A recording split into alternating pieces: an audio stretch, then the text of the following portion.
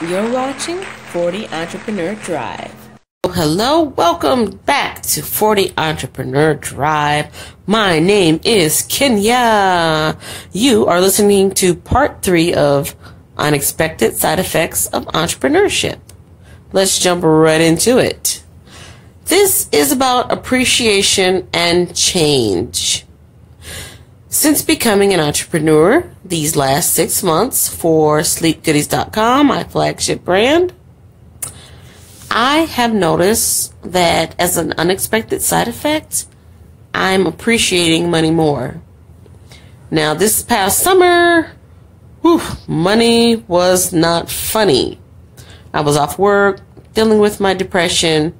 Check out some of the previous videos so you can get the backstory on that. But aside from my income being cut off because I was not working, well, that was a big portion of it.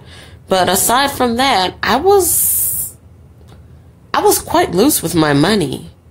I make decent money, and I'm not always counting the coins as I'm shopping or eating, mostly eating, but appreciating more money, appreciating my money more, and not being so loose, and really understanding what my money can do, how it can be used, and how it can influence. So let's start with the influence part. Nothing is for free, and that includes favors, influence, sharing. Since starting my channel and since starting the business, I've been getting more emails about people that can help me gain more followers, gain more traffic, become more efficient, make better marketing, advertising, and this stuff isn't for free. They are soliciting me because they want my money in exchange for their service. So I've come across some really good companies that can help me out, and it helps me to appreciate my money more, to know that, hey Kenya, are you going to spend this $20 on eating out, or are you going to spend it on an advertisement, or, boosting a post that can get the word out more about your brand? And so I'm appreciating my money more. This past 6 weeks, since I've been back to work, I've been in the kitchen more and cooking more and eating at home more, and that has been fabulous. The last 2 days, I didn't get enough rest, and so I didn't get, or rather, I overslept, staying up too late, kind of like I'm doing now. I stayed up too late, didn't get a chance to cook myself food, and so for the first time in 6 weeks, I ate out. I ate out at work at the canteen area, and I ate out at Chick-fil-A. Boy, oh boy, I did not realize how much money I was spending. $20. $20 in the canteen area for a tuna fish sandwich. What was it? Tuna fish sandwich, a bottle of water, some pita bread, and some veggies. And I can't remember what the other thing was. It was something, a salad or something like that. It was $15. Then I went back later for another snack. So $20. So I'm really, really, really appreciating my money, and seeing now that I'm saving more money, how my money can help me out with my business more and with my home more. So yeah, I'm also appreciating business more.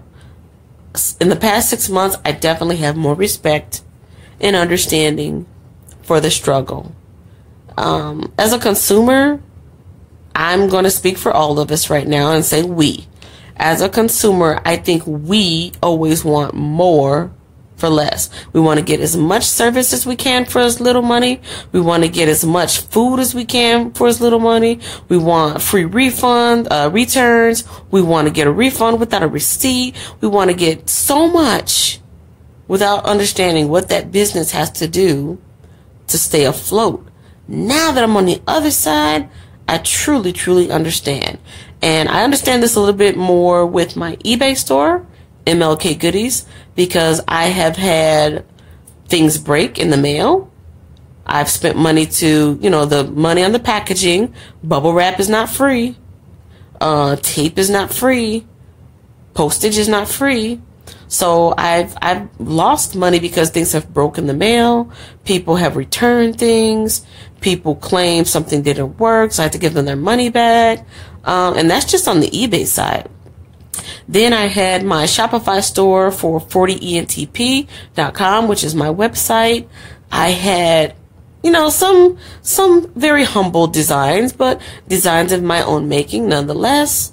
And I put those out there, and I had one person to be loyal and give me a chance and purchase my product. They actually bought two things. One was okay. At least I haven't heard a complaint back yet. The other one didn't go out because the printing company that I use told me that there was a defect in the quality. So I designed it by using a free application online, but the design was my own. It was my own original design. But the way that I put it on there, it didn't come out clear and crisp. So if they would have printed it on the item, it would have looked bootleg.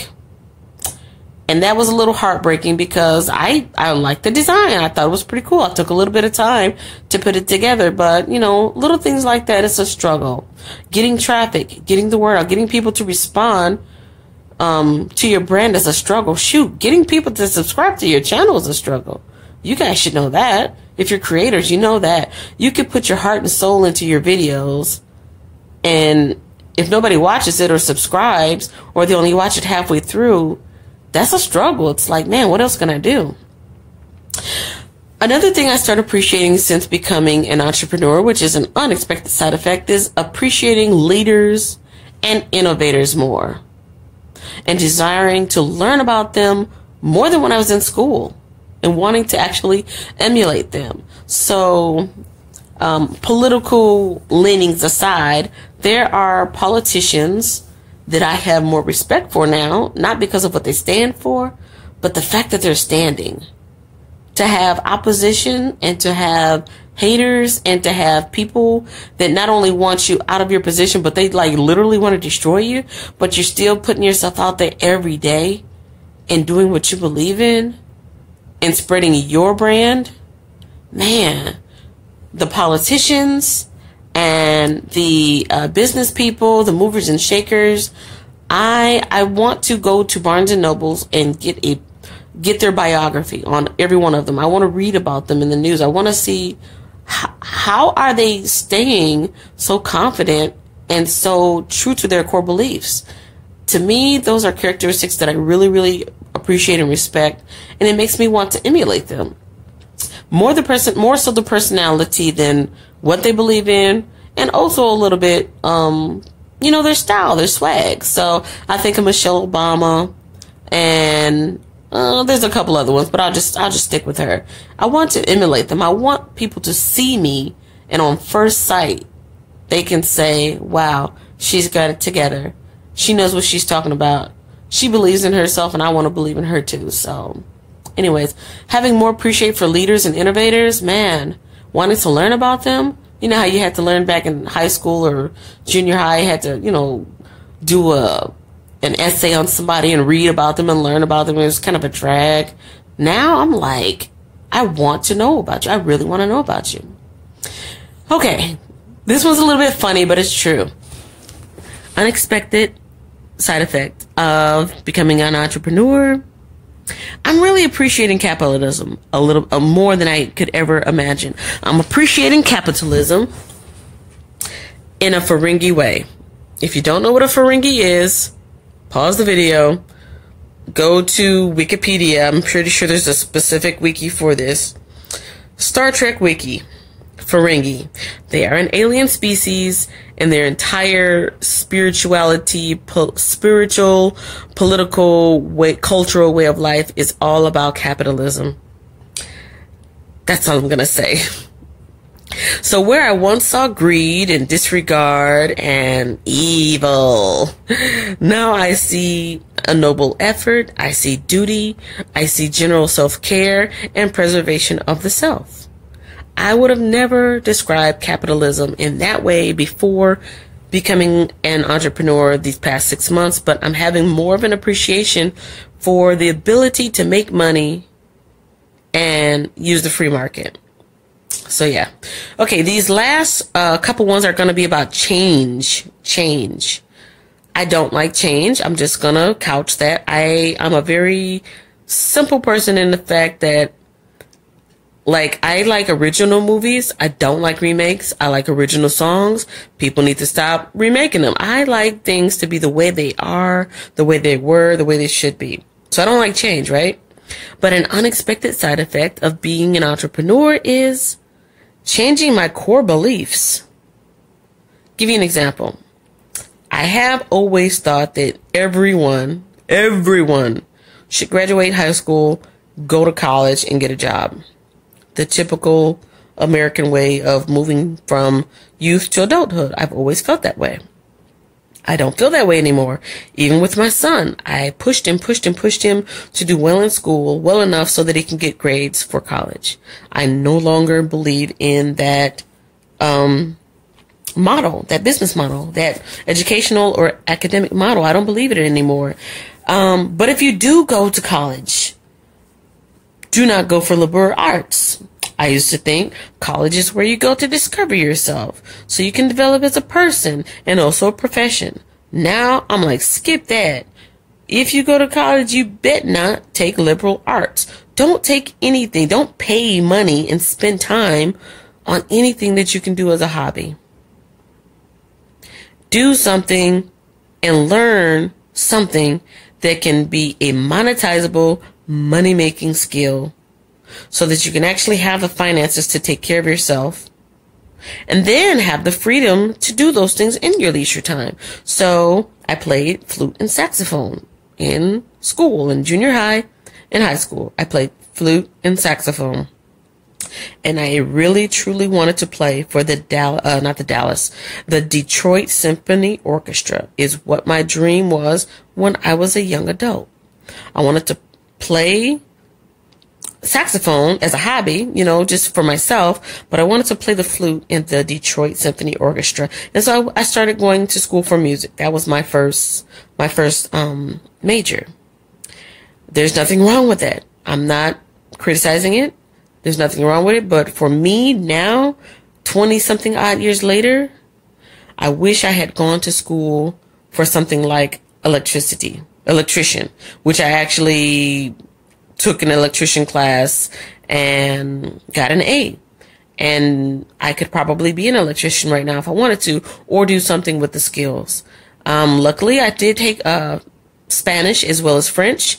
To me, those are monetizable skills. You can tack them onto anything that you're already doing and probably, get higher pay or get open more doors for being bilingual or trilingual. So yeah, changing my core beliefs, I've definitely changed. There's a lot of core beliefs that I used to have that I don't stand by anymore. One of them being not going to school for things that are not money-making skills. Money-making skills, something vocational, something that if you ever lose your job, you could always, make a pop-up business doing X, Y, and Z.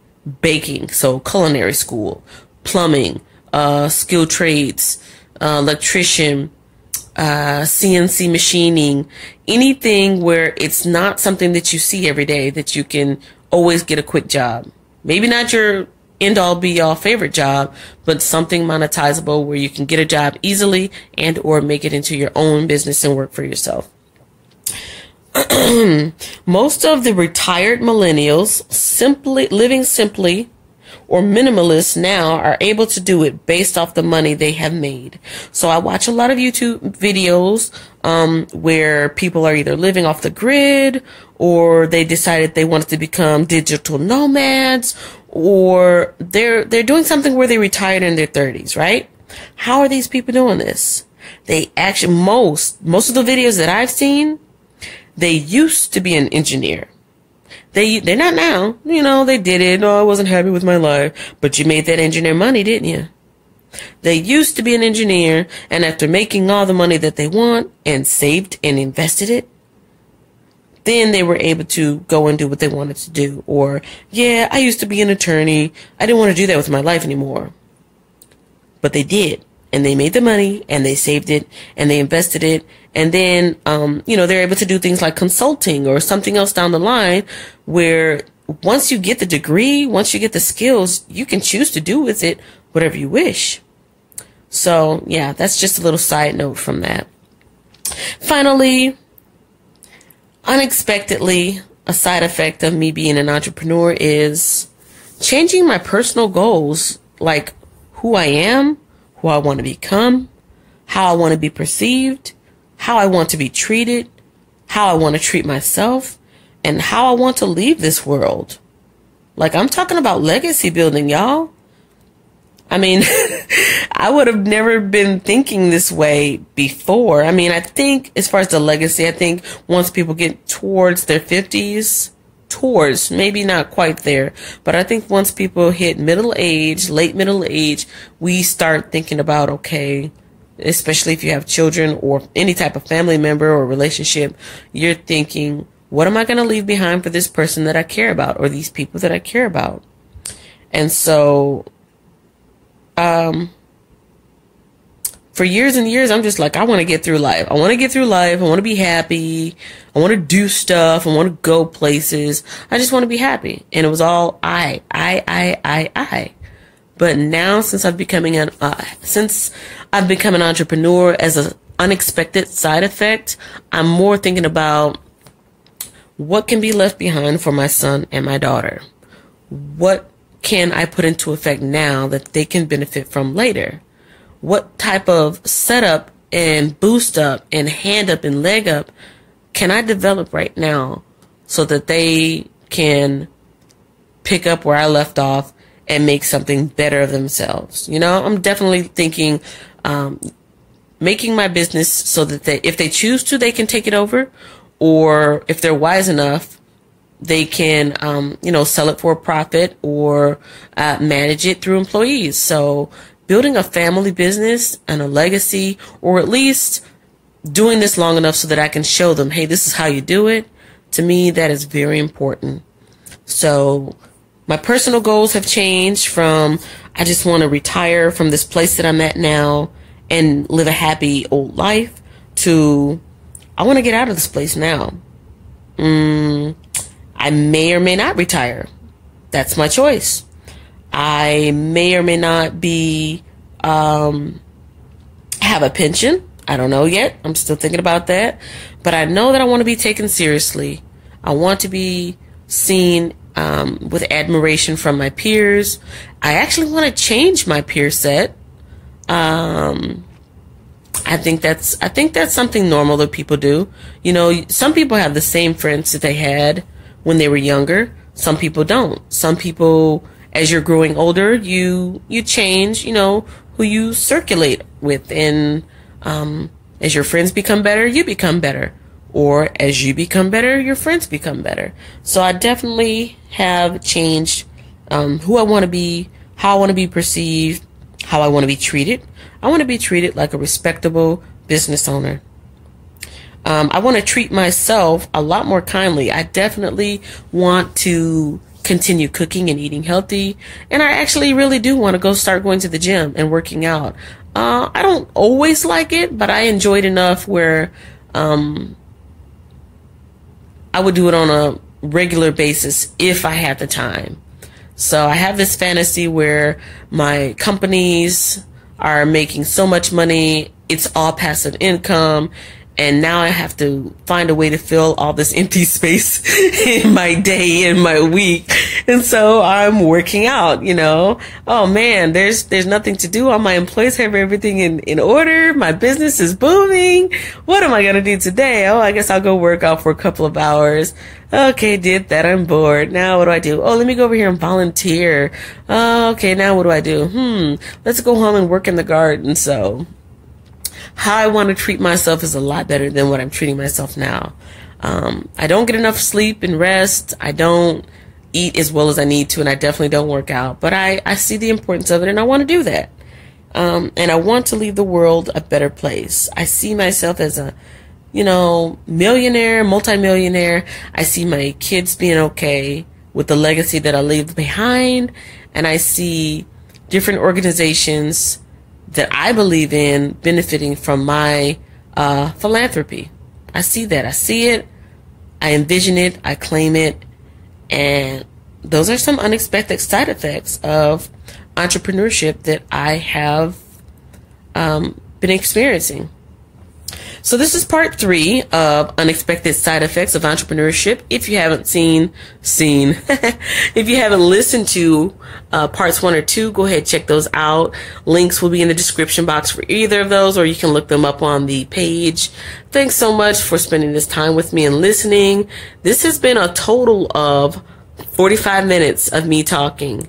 But this has been broken up because I wanted to be considerate enough of people who either didn't have the time or the patience to listen to me ramble on off of this list. I'm so glad I found this list, though. So yeah, this is a list that I made back in March.